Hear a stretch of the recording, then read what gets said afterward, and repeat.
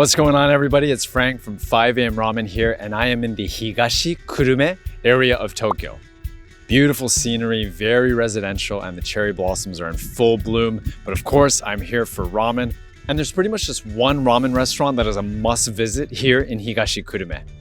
It's called Iruka, and they are known for their Yuzu Shio RAMEN. Beautiful, beautiful bowl. Super excited. This place has been on my list for a long time. Let's get this quick Tokyo ramen review video started. Let's go.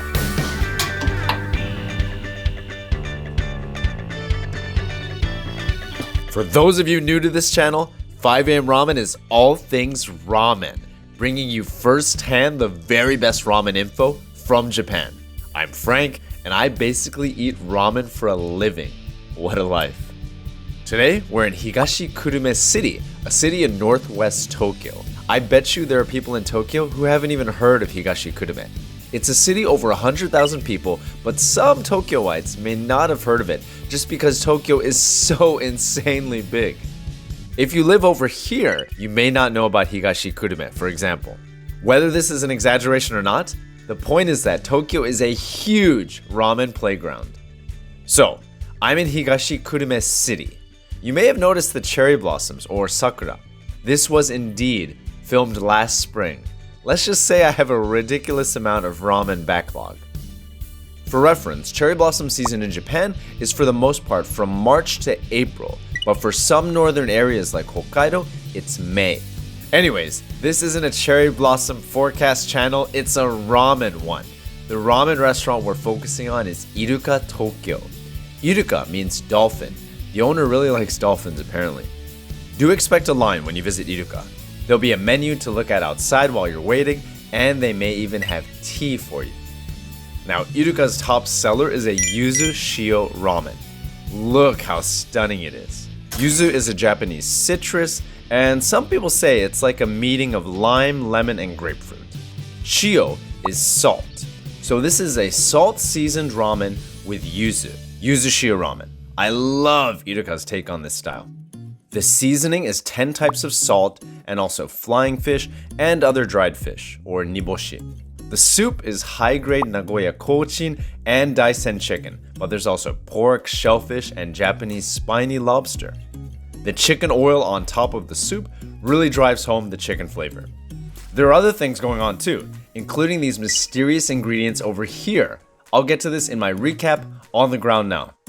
So, just finished my bowl at Iruka, and wow, I was blown away. That was a really good bowl. First of all, there are not a whole lot of places that do Yuzu Shio RAMEN. You've got Afuri, you also have Hyotoko and Yurakusho, but this place really just stood out. I loved it. I feel like the yuzu was so well incorporated into the soup here. They're using 10 types of salts, insane. I don't know if I've seen a ramen restaurant blending 10 types of salts for the seasoning. And on top of that, the seasoning includes a lot of other elements. It's a very complex broth. And again, what I loved was you had that chicken richness, but it didn't overpower anything. Everything came together so harmoniously. And I know it's cliched to say, but this was definitely how the bowl felt. The yuzu was so well incorporated. It was there, but it didn't take over everything either. Amazing, amazing bowl. And the noodles, the way they were folded, he'll actually fold them multiple times just to make sure that he gets it right. And he was actually using a tebozaru and then a hirazaru to strain the noodles. So a couple extra steps there just to get things right. You can tell that he takes this very seriously. Noodles were beautiful, 100% Japanese wheat flour. And outside of the soup, the toppings are a real treat too. You had chicken there, 2 types of pork. What was a real highlight on top there was a yuzu pear, aroma purée they called it. And adding that to the soup, it did have a sharper flavor. The yuzu and the pear were much more concentrated than what you had in the soup, but it was so good and really an ingenious way, I think, to change things up. Overall, excellent bowl, and I'm not done yet. I'm walking about half an hour through what is actually a lot of farmland. It's crazy, we're still in Tokyo, but this area apparently is about 40% rural, let's say. Very scenic as I'm making my way to the second ramen shop. Still got room for more, of course. Before we head to the second ramen shop, a quick note. Just recently, and after I filmed this, Iruka opened up another ramen shop in Tokyo's Roppongi district. They serve the same delicious Yuzu Shio ramen, but here's their number 2 ramen, or maybe for some people the number 1 ramen, depending on which one you prefer. Instead of shio, this one is seasoned with soy sauce or shoyu.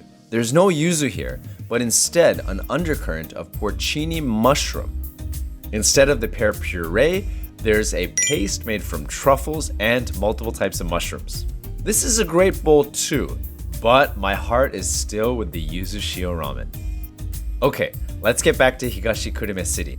I originally said we're going to be doing a quick ramen review video. It normally doesn't turn out that way though. For one, I'm often still hungry, and two, if I'm visiting an area I don't normally go to, I'm gonna make sure that I'm cleaning out several ramen shops. It's about being ramen efficient. Our next ramen shop is just one stop away, Kiyose Station on the Ikebukuro line, or about a 30-minute walk from Higashikurume and Iruka. Kiyose City is another Tokyo city, right next to Higashikurume City. And the king of Kiyose in terms of ramen is Chuukasoba Wabon. This is a cozy little place that specializes in niboshi, or dried sardine ramen. It's not just the soup that has niboshi, even the aroma oil they use is niboshi based. The niboshi are sourced from the Kujikuri coast in Chiba. The soup is also bonito fish flakes, mackerel flakes, and chicken bones. Regulars often get a second helping of noodles, or aidama, which too are infused with niboshi, of course. Choose between shoyu or shio. And here's my full recap on the ground. So I got both the shio and the shoyu. And the shio, or salt seasoned bowl, was lighter and brighter than the shoyu. With the shoyu, you of course had some of that soy sauce flavor masking the niboshi taste a little bit more. But I want to point out that, yeah, in both bowls, the niboshi flavors were strong, but it wasn't like a dirty bowl, let's say. It was also very restrained in a way. But again, the niboshi was definitely the chief ingredient, the one they wanted to highlight the most. Thin noodles, quite a bit of them, and 2 big chunks of pork chashu. Not as fancy as the cuts at Iruka, but definitely very hefty. And they're going for an overall older school approach just because of the style of ramen that they're doing. I really liked how the place felt on the inside too. Very cozy, friendly staff, and yeah, a place that also has been on my list. Lastly, in the Shio Ramen, they had also yuzu citrus peels there. So not incorporated into the broth, but actual peels. And it was just these little jolts of kind of bright, sweet flavors with those peels there. It was a nice addition to the Shio. But outside of that, them both using Shio, completely different bowls. I think if you want a modern bowl that's more chicken forward, Iruka has got your name on it. If you want a more classic bowl that's more about fish, definitely visit the latter place.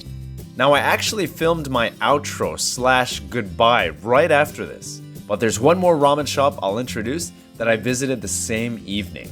But before that, I enjoyed a cup of coffee at a nearby retro coffee shop, or a kisaten. Back in the day, these kisaten were places where writers and intellectuals would go to think and leisurely enjoy some coffee.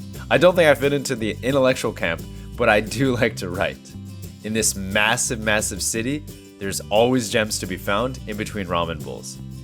Anyways, back to ramen. The bowl I had the same evening was in nearby Tokorozawa, Saitama Prefecture. Tokorozawa is a big city right next to Kiyose, but we're crossing over from Tokyo into Saitama. The ramen shop I chose is called Onwa, and this is their dumpling ramen.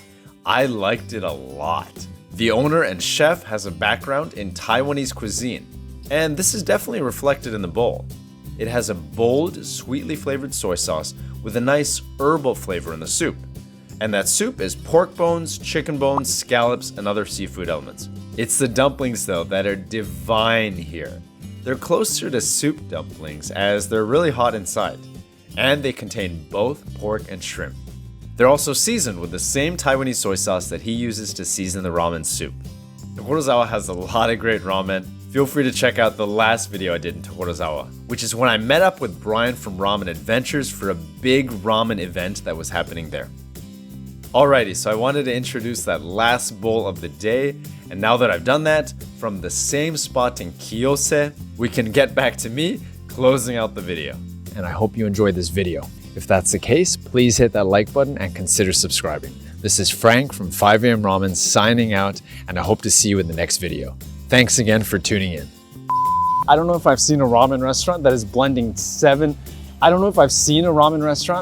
10 types of salts for the seasoning